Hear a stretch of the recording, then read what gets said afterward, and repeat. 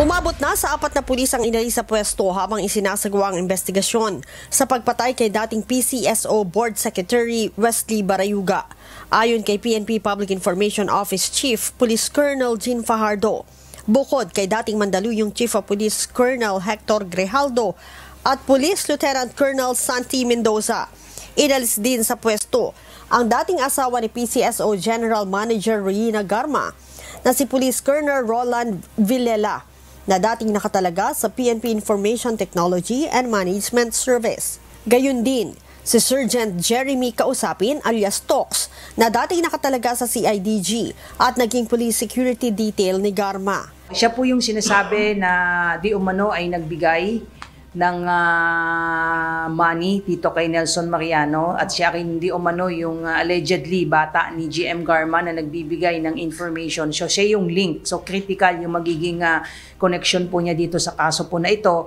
And I was informed earlier by General Torre na nung pinuntahan po nila itong tao na ito sa kanilang bahay, hindi po nila natagpuan at ang humarap po sa kanila ay yung misis. At pagharap po ng misis ay ibinigay po niya yung letter of resignation ni Sergeant Kausapin at right there and there ay isinurrender po yung baril niya.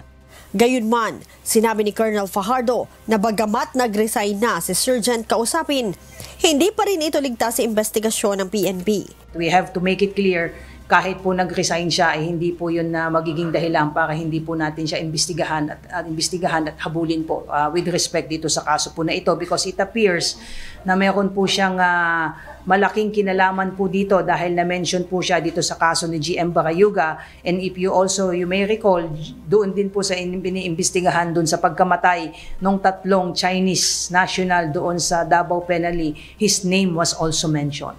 Naniniwala din ng PNP na malaki ang maitutulong ng magiging pahayag ni Sergeant Kausapin sa isinasagawang investigasyon kaya't may apela ang PNP dito. Sinasabi nga natin flight is a sign of guilt, pero gusto pa rin natin umapila sa kanya kung siya ay may nalalaman, siya ay natatakot, kaya siyang proteksyonan po ng PNP po.